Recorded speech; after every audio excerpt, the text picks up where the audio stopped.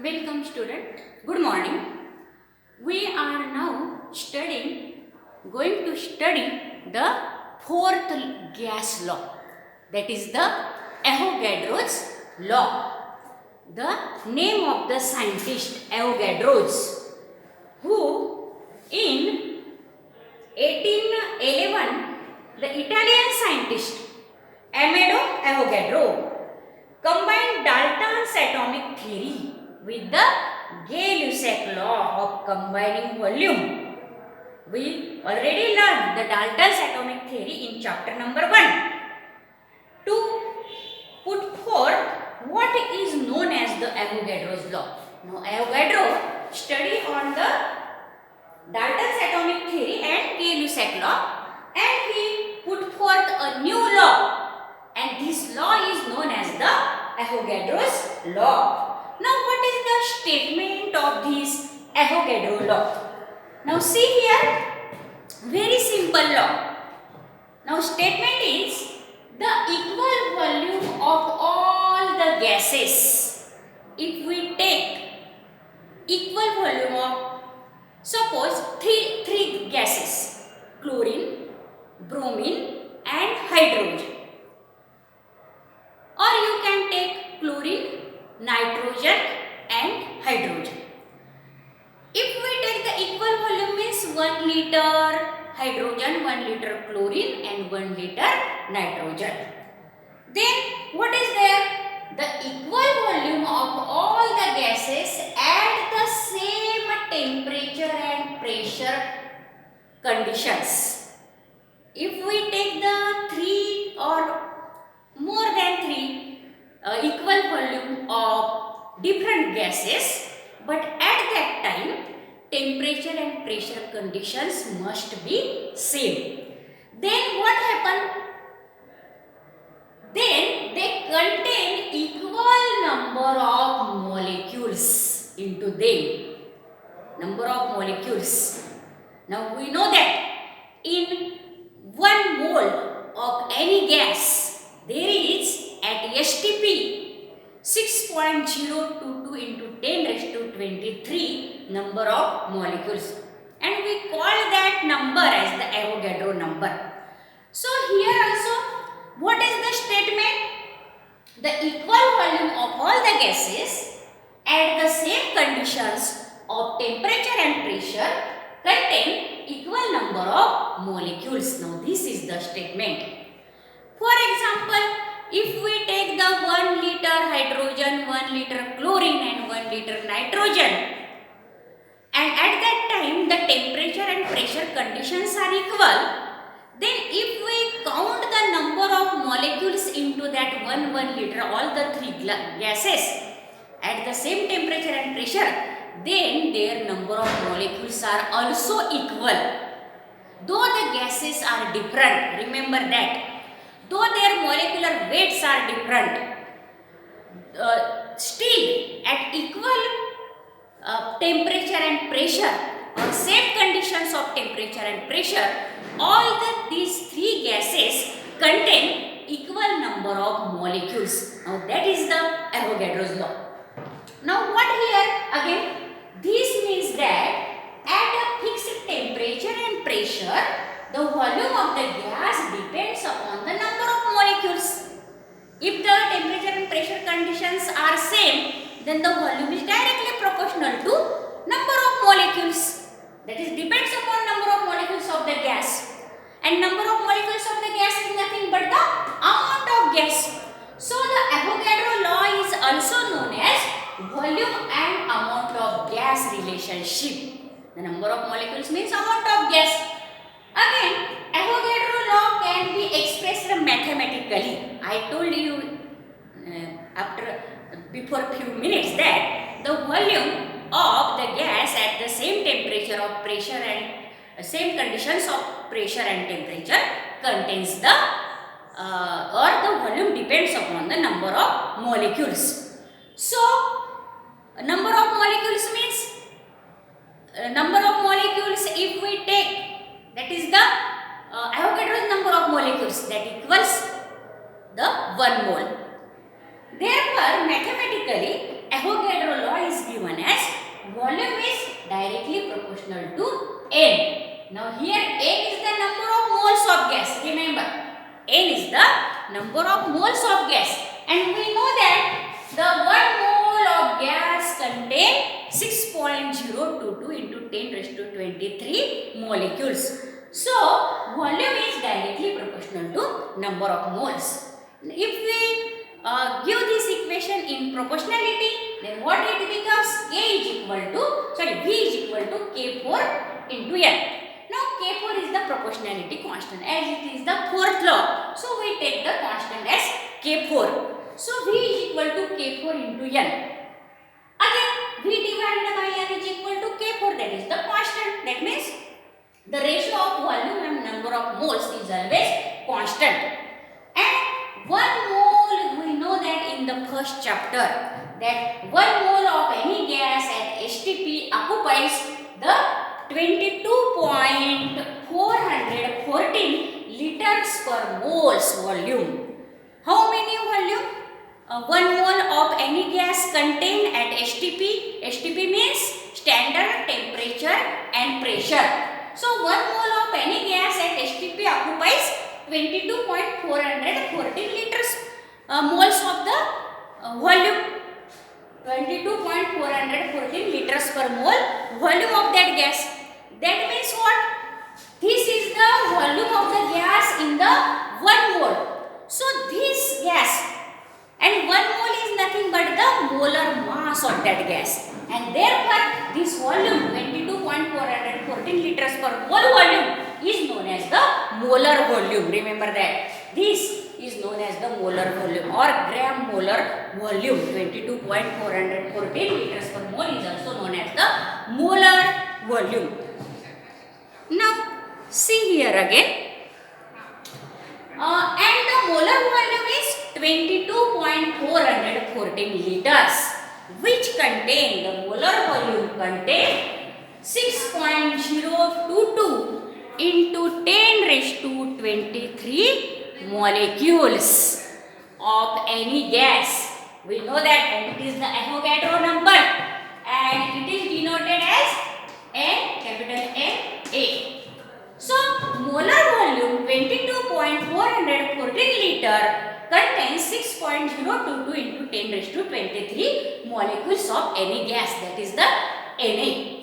Now see the relationship between the 1 mole of any gas, 1 mole of any gas at STP, what is its molar volume and how many molecules are there, and we know that 1 mole is equal to molar mass in gram of that gas or substance. Now see here, 1 mole of any gas at STP have molar volume 22.414 liter, and it contains 6.022 into 10 raised to 23 molecules, and this is equal to the molar mass of the gas in the gram. So molar mass of any gas have the number of moles 1, its volume is 22.414 liter at STP, and it contain at STP 6.022 into 10 raised to 23 molecules. Now see, for example, 1 mole of hydrogen gas. Now we know that the 1 mole of hydrogen gas means 2 gram of hydrogen gas, because 2 gram is the molecular weight of hydrogen gas, and this 2 gram of hydrogen gas, that is the 1 mole of hydrogen gas, is equal to 22.414 liters of volume it contains at STP. And how many number of molecules of hydrogen into that 2 gram of hydrogen? 6.022 into 10 raised to 23. That is the molecules of hydrogen.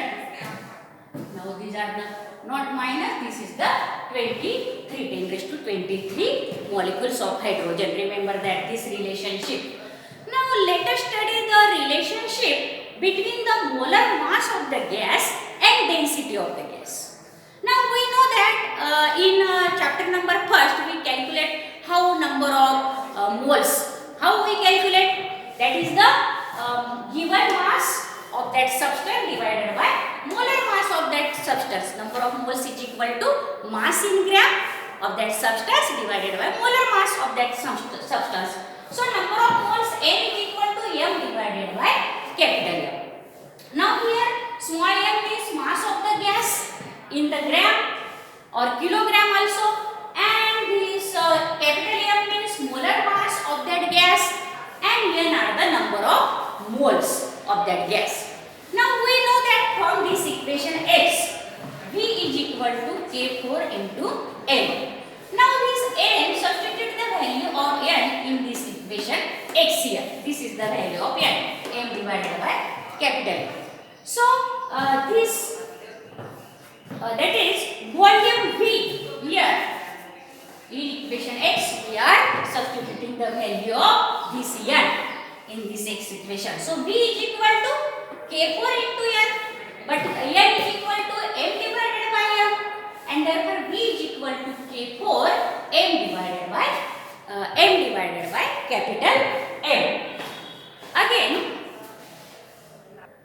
now let us see, students. We are learning the relationship between the molar mass and density of the gas. Now we know this equation. How this equation we obtain? We here only substitute the value of number of mole. Now here volume V of the gas is equal to K4. Now this is the our x equation. We substitute here the value of n. N is equal to m divided by capital M. M is the mass of the gas and capital M is the molar mass of the gas. So V is equal to K4 into M upon M. Here we have to calculate the value of this capital M, that is the molar mass. So we can take this molar mass to the left hand side. At the same time, this volume comes to the on the position of this, that is molar mass. So M is equal to K4 into small m divided by V. But we know that that is the mass of the gas divided by volume is equal to density. Mass divided by volume is equal to density D. So substitute the value of this m divided by V as D in this equation of the y equation. In the y equation we substitute this m divided by V as density D. So on substituting this in equation y, we get capital M is equal to K4 into D. Now this shows that, now this is the proportionality equation. Now if we convert it into this, then molar mass of the gas is directly proportional to density. Now here small m is the mass of the gas, capital M is the molar mass of the gas, and D is the density of the gas. Now what this shows? This shows that the density is directly proportional to molar mass. Now this is the relationship between the density and the molar mass. What is the relationship? Density of the gas is directly proportional to the molar mass of the gas. Now let us see the ideal gas equation. Now this ideal gas, what is this ideal gas?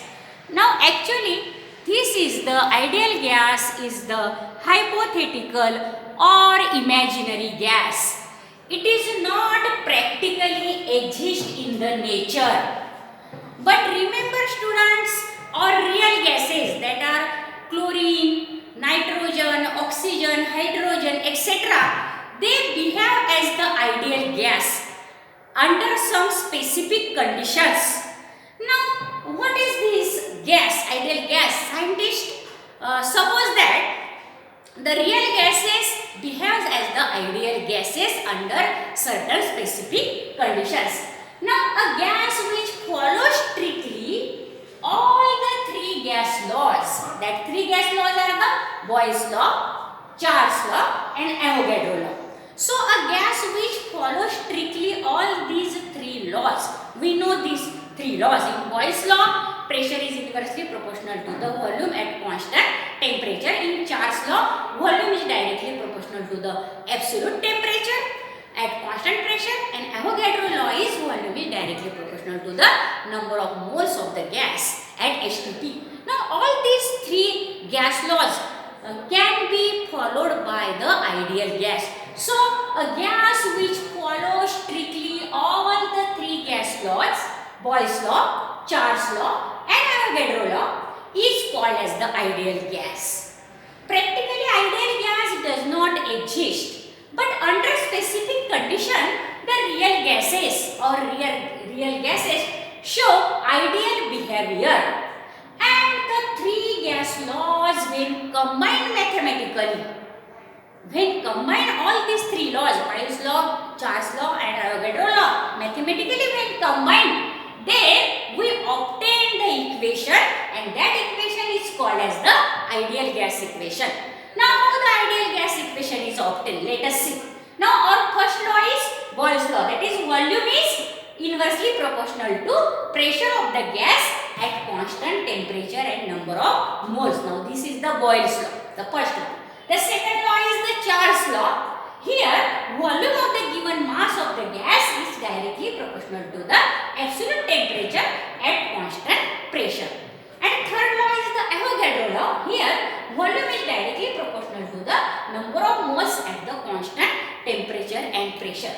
Now see all these law at the left hand side there is the volume. So on combining the equation first, second and third, we get volume is directly proportional to number of moles and temperature and inversely proportional to pressure. Now see here, on combining all the three gases we obtain this the combined equation. And if we convert it into the proportionality, now take the new constant here, capital R, that is the gas constant. It is called as the gas constant. So volume is equal to gas constant R into N, number of moles, temperature divided by pressure. Now let us see how this equation can rearrange again. Now see here, on rearranging this, that is the equation on the combining of the first, second and third equation. This volume is equal to gas constant into number of moles into temperature divided by pressure. This can be rearranged in this way. Now pressure into volume is equal to number of moles into gas constant into absolute temperature. That is PV is equal to nRT. And this equation is known as the ideal gas equation. Now we know that for if we know the any value of the any three variables from that is a pressure, volume or temperature, we can calculate the number of moles. In this way, by knowing the values of any three variables, we can calculate the fourth variable. And this equation is also called as the state equation. This is also known as the state equation. Why it is called as the equation of the state? Because this equation describes the state of the gas. Now here R is the new constant which is called as the gas constant or universal gas constant, because it have the same value for all the gases. So R is the gas constant. We will see the different values of the R into the different units after that. Now this ideal gas equation can also be generalized. Now for two different states of the gases, initial and final state, P1 V1 is equal to N1 RT1 and P2 V2 is equal to N2 RT2. Now here this P1 V1 upon T1 is equal to, suppose number of moles are constant, then P1 V1 upon T1 is also is equal to constant, and therefore this can be generalized as P1 V1 upon T1 is equal to P2 V2 upon T2 is equal to constant. In this way, from these 6 variables, the initial and final states variable, if we know the 5 values of 5 different variables, we can calculate the 6th variable also. And this is the general equation, that is the ideal gas equation, or it is also called as the equation of the state. Now P1 V1 upon T1 is equal to P2 V2 upon T2, and from there are the numericals on this equation. This is very important equation. Now this is about the ideal gas equation. If you like this video, students, then you can share and subscribe and tell the other students to subscribe also. Now this is about the ideal gas equation. Thank you.